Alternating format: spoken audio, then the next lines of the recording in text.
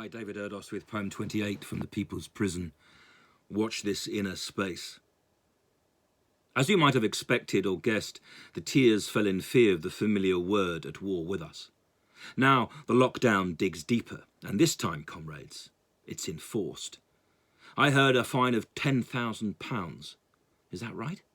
Money you can only earn through computers, as schools and offices become silent and what feels like a dystopian guard is endorsed.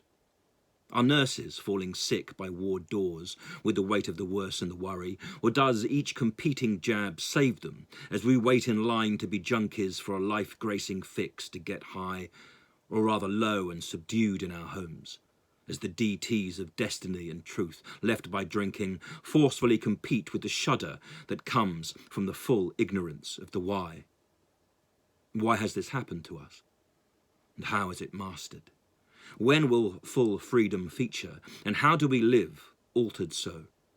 The space is unfilled, and now successive governments glove us.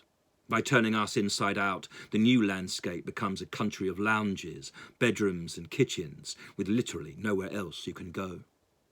And so I escape into music, films, books, and to some extent, my own writing, where I batter out protestation while remaining unable within to decide what to do with my life, or even the things I'm creating. It's a style of Woody Allen angst at a moment where everything we knew before crests time's river, and we remain stunned and sitting on the increasingly stilled water side. I make a cup of tea, and then think of the cups I shared with you. I see hotel rooms the world over where a similar sounding cup was once made. The boiling point has been reached, and all we can do now is simmer, ready to scorch hands for holding and make even a daytime's tea drinking resemble a mouthful of clearly deadly nightshade. Certainly mouths have been marred, not to mention principles and most people, as many believe that biotics may contain our bionic strain after all. Of course, just as many refute this, but who is the less deceived to cite Larkin, where at an unversed time, rhythm stalls? I can't even read for too long. My mind remains too unsettled. So writing takes my hands as I use them, as if they were touching themselves through the page, and through the screen too, onto which I project this brief feature. It has over 50 years in it, and whatever amount of time I have left. Watch this space. It may fade, or it may yet fill with colour. Yesterday, 5 lovely things happened. Caught off guard, I was shaken and didn't know how not to feel so bereft. I have been conditioned, comrades, in a new gulag of their making.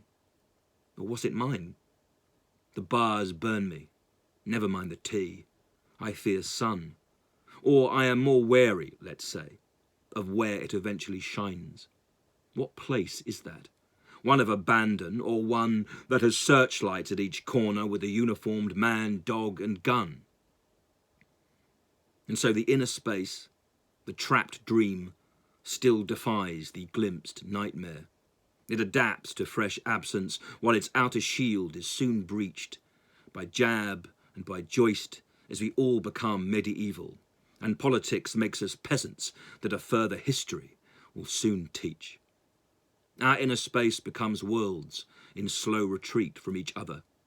I orbit you, Saturn spurns us, and cold shouldering turns away, as does Jupiter, Mars, and all of those we would look to. If we lose the outer, then eventually, what on earth can we say? The statistics mount, even soar. The cosmos charts cover carpets. Only the dying trace our means, but can't tell us, while the homeless become meteors.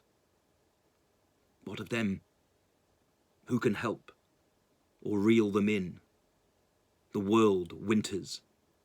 I hide away like Neil Armstrong. But then Neil Armstrong is dead. Nothing thaws. Or won't for a while. Watch out, world. Things got lethal. As outer space achieves echo, ETs are blocked caller, and the Avenue astronauts lose their sense of gravity in closed gardens and seal their atmosphere in. behind doors. David Erdos, January the 5th, 2021.